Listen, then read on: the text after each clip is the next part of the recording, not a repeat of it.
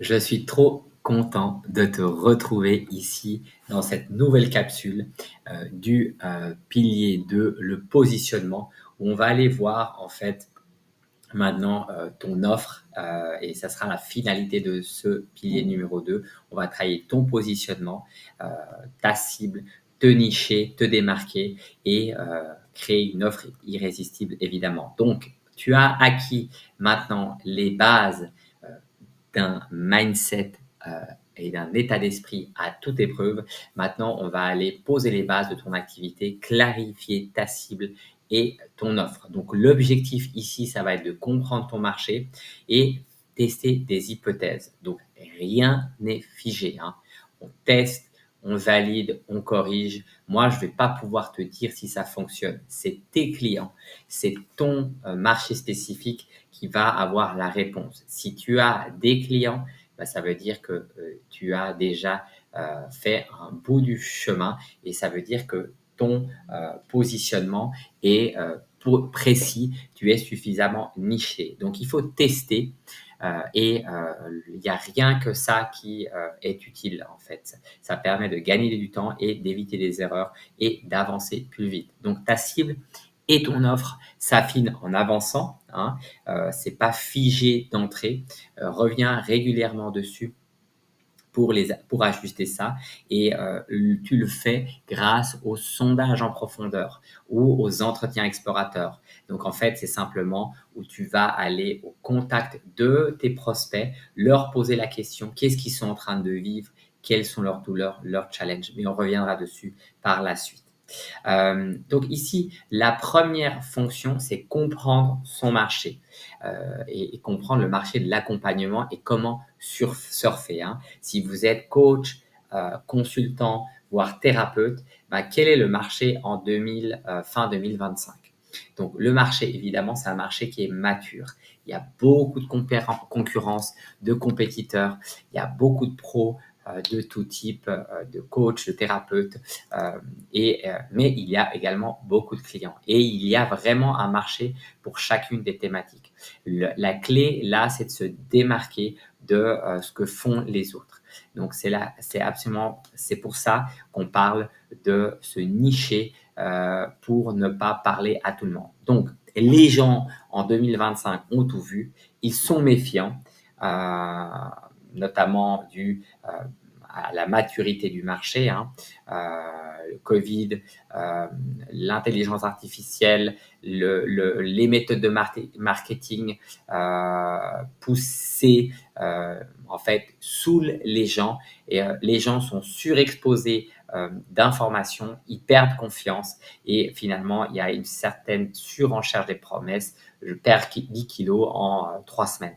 Donc, plus personne n'y croit et les résultats miracles sont évidemment rejetés. Donc, ce qui marche aujourd'hui, c'est remettre l'humain au centre, recréer la confiance, arrêter les promesses irréalistes.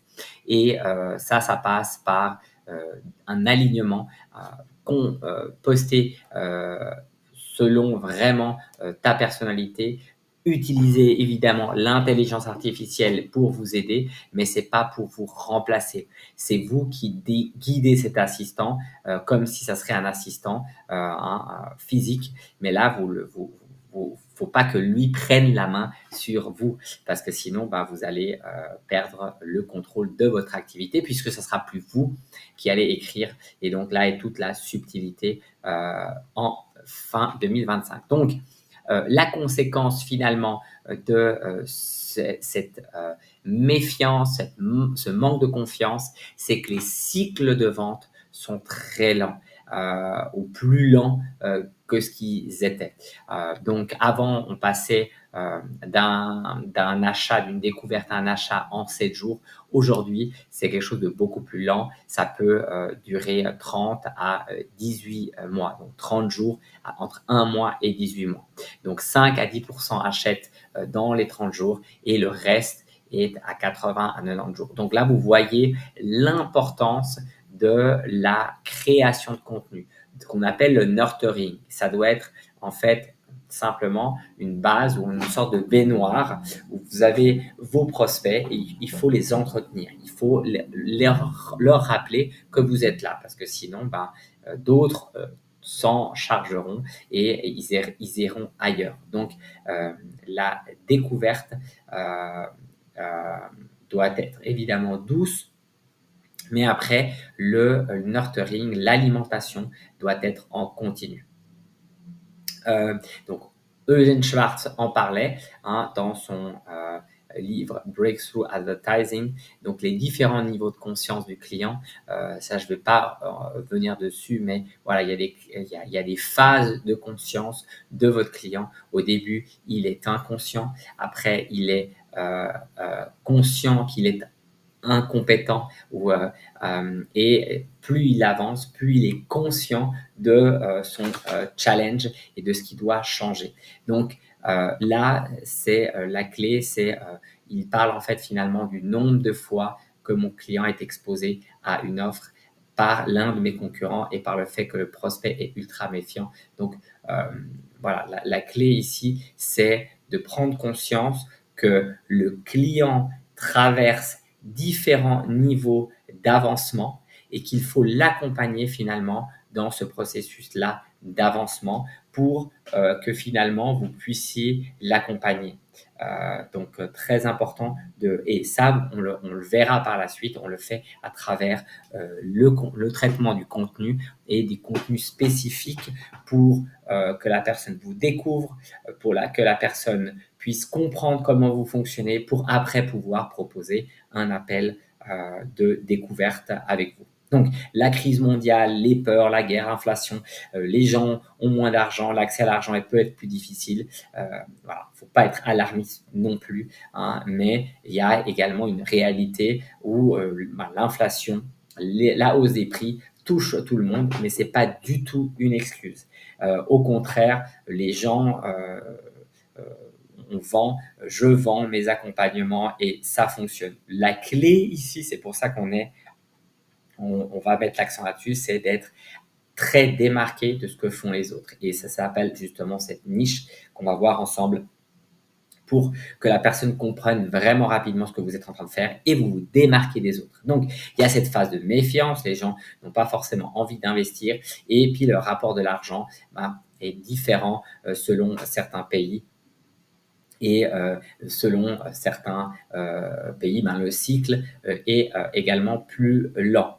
Donc là, ici, on va définir ici et dans les prochaines capsules le comment se cibler et comment nicher. Donc ici, les réseaux sociaux, c'est évidemment la bataille et on doit être encore mieux outillé et avoir une stratégie pour créer son audience. Mais pour créer son audience qui vraiment nous correspond, il faut trouver une cible d'abord. Donc, on veut valider cette cible, on veut être sûr que ces personnes-là ont un besoin, on a quelque chose à leur proposer et que eux-mêmes ils ont une envie d'acheter quelque chose.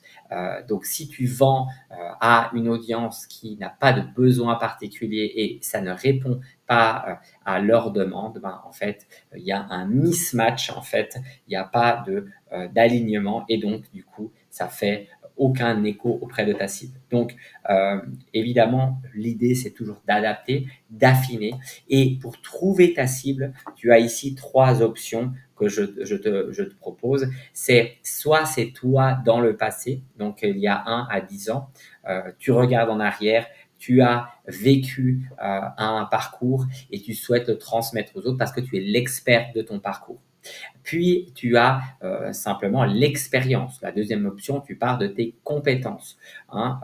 Qu'est-ce que tu connais et qui a besoin, en fait, de ces compétences. Et la troisième option, c'est simplement choisir, je veux bosser avec ces personnes-là, je vais donc me lancer dans cette cible-là. Donc, voici là les 3 options que tu peux déjà trouver ou en tout cas penser pour avoir une première idée de qui est-ce que tu souhaites accompagner.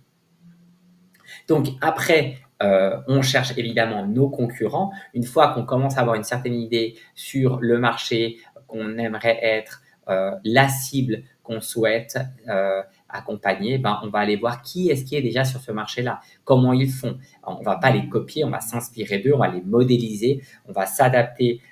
Évidemment, on adaptera tout ça à sa personnalité, à ce qu'on veut transmettre et finalement, après, on va se nicher sur un marché spécifique. Par exemple, moi, je suis sur le marché de l'accompagnement, c'est le marché de l'argent.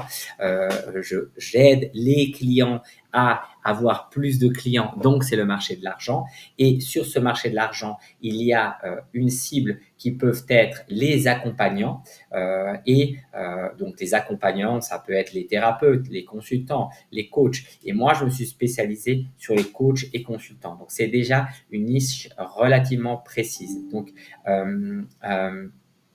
voilà, je t'invite ici à déjà réfléchir à ton marché, sur quel marché tu veux être, puis également sur ta cible et finalement ta niche précise. Donc ici, j'ai mis un exemple. Est-ce que ton marché est adressable, hein? Effectivement. Est-ce qu'il y a des transactions? Est-ce qu'il y a de l'argent sur ce marché? Est-ce qu'il existe un marché? Est-ce qu'il y a des acheteurs? Est-ce qu'il y a des concurrents? Elon Musk peut aller dans n'importe quel marché car il a tellement d'argent. Donc lui, c'est pas vraiment relevant, mais voilà, pour te dire que choisis, prends cette vision globale et dis-toi, voilà, où est-ce que je veux me positionner? Est-ce que c'est plutôt sur un marché de la santé? Est-ce que c'est le marché de l'argent? Est-ce que c'est le marché des relations? Et après, aller dans ce sous-marché, tu trouves ta cible. Hein, peut-être ça peut être donc la perte de poids et donc tu veux accompagner sur la perte de poids et là tu vas voir qui est-ce que tu veux accompagner dans la perte de poids et comment. Tu vas choisir peut-être les hommes, les femmes et tu vas te spécialiser et te nicher et peut-être après tu vas développer une méthode. Donc voilà, ça s'affine finalement, tu pars du général et tu viens t'affiner pour trouver exactement qui est-ce que tu souhaites accompagner. Donc ici, je vous donne un peu une perspective, évidemment. Donc, comment est-ce que ça se traduit? Donc, après, on choisit un réseau suivant où sont toutes ces personnes. On va plutôt accentuer sur Instagram, Facebook, LinkedIn ou YouTube ou les podcasts. Ça, c'est évidemment quand on a un certain avancement, on va pouvoir développer d'autres axes de prospection. On va démontrer ses compétences fondamentales à travers des lead magnets, un webinaire, des VSL, des ateliers, des bootcamps, des challenges. Fondamental, évidemment, de le faire pour que les gens puissent connaître qui vous êtes, qu'est-ce que vous faites et ils aient une meilleure idée de exactement quelle est votre énergie, vos compétences. Et après, évidemment, il faut cette partie de vente. Donc, tout ça, de toute façon, on va le voir ensemble au travers de la formation pour voilà, que vous ayez le succès que vous souhaitez. Donc, ici, simplement, je termine cette partie sur la vision, le marché du coaching fin 2025. Donc, la vision pour 2026 avec l'intensification de l'intelligence artificielle, les contenus de plus en plus récurrents, la surconsommation des gens au contenu, mais des contenus pas forcément de qualité. La qualité va se démarquer de la quantité. Donc, il n'y a pas besoin de publier tous les jours. Vous pouvez publier 3 fois par jour des contenus ultra pertinents avec de la valeur qui vous ressemble. Vous allez attirer cette petite mare.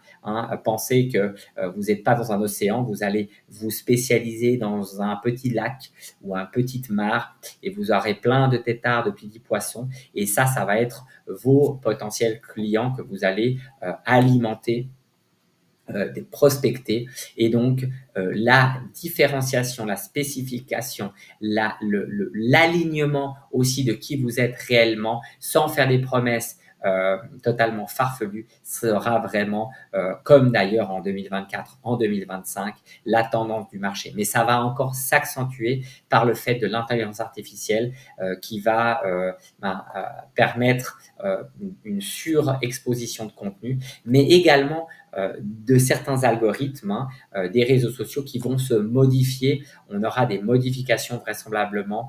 D'ailleurs, on l'a déjà vu. C'est pas forcément le nombre de likes qui est toujours qui est mis le plus en avant, mais c'est vraiment plutôt la qualité du contenu et les moteurs de recherche et les réseaux sociaux vont s'affiner par rapport à ça. Donc voilà, moi dans ma structure de stratégie, je vais continuer à axer sur le contenu LinkedIn, sur mon webinaire et je vais complémenter ça avec une stratégie YouTube et ma newsletter. Voilà, j'espère que ça t'a aidé. Cette première introduction ici par rapport à ton positionnement et ton offre. Et de toute façon, on va continuer à affiner ça au travers des prochaines capsules.